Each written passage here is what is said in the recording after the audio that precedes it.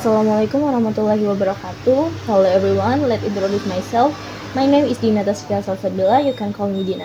NPM 2441134. I'm from Management Program Studi Fakultas Ekonomi dan Bisnis. Here I will explain about bentuk-bentuk kerjasama dalam kegiatan bisnis. Pengertian kerjasama dalam kegiatan bisnis.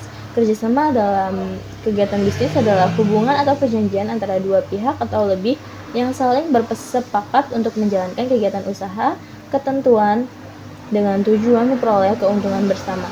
Kerjasama ini dilakukan untuk mengoptimalkan sumber daya, memperluas pasar, mengurangi risiko, serta meningkatkan efisiensi dan daya saing usaha. Kerjasama bisnis biasanya diikat dalam suatu perjanjian yang memuat hak, kewajiban, serta tanggung jawab masing-masing pihak. Tujuan kerjasama dalam kegiatan bisnis adalah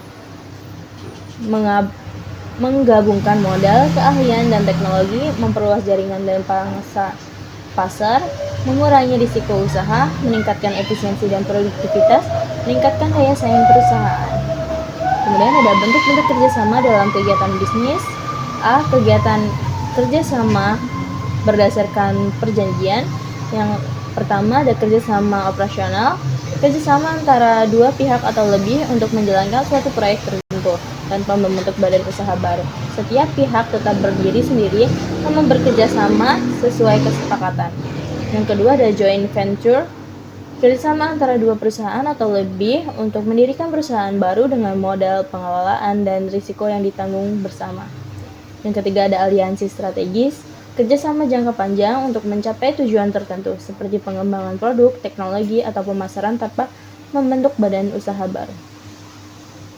Yang B, kerjasama berdasarkan distribusi dan pemasaran. Yang pertama ada agen, pihak yang bertindak atas nama perusahaan untuk memasarkan atau menjual produk dengan memperoleh komisi. Yang kedua ada distributor, pihak yang membeli produk dari produsen untuk dijual kembali kepada konsumen atau pengecer. Yang ketiga ada reseller, kerjasama penjualan kembali produk dengan sistem tertentu sering digunakan dalam bisnis digital dan UMKM. Yang C ada kerjasama berbasis hak kekayaan intelektual. Yang pertama ada franchise, kerjasama di mana pemilik merek memberi hak kepada pihak lain untuk menggunakan merek, sistem, dan konsep bisnis tertentu.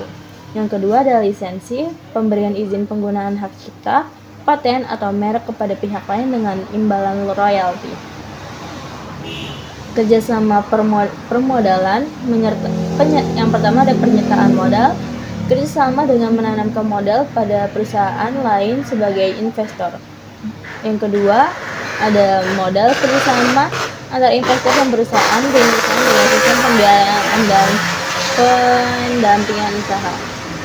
Yang E ada kerjasama produksi dan teknologi. Yang pertama ada subkontrak, kerjasama di mana perusahaan utama menyerahkan sebagian pekerjaan kepada perusahaan lain. Yang kedua ada outsourcing, penyerahan sebagian fungsi bisnis seperti tenaga kerja atau layanan pendukung kepada pihak ketiga. Yang ketiga ada transfer teknologi, kerjasama dalam pengalihan pengetahuan, keahlian, atau teknologi untuk meningkatkan kapasitas produksi. Yang F, kerjasama perdagangan internasional.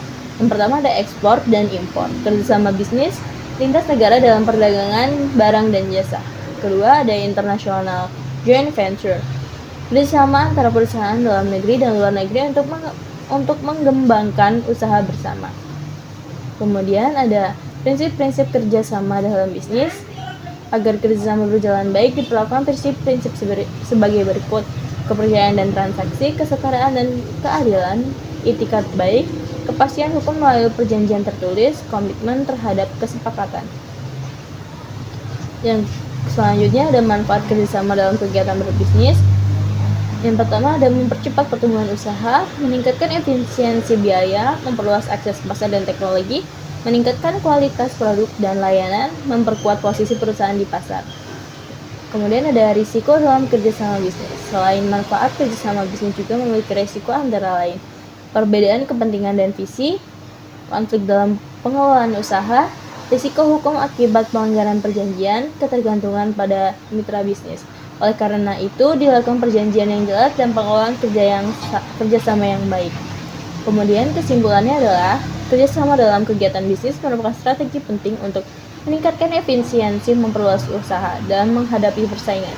Kerjasama bisnis sangat beragam, mulai dari kerjasama operasional, pemasaran, permodalan, hingga kerjasama internasional. Dengan perencanaan yang matang, prinsip kepercayaan, serta landasan hukum yang jelas, kerjasama bisnis dapat memberikan manfaat optimal bagi seluruh pihak yang terlibat. Thank you very much for your nice attention.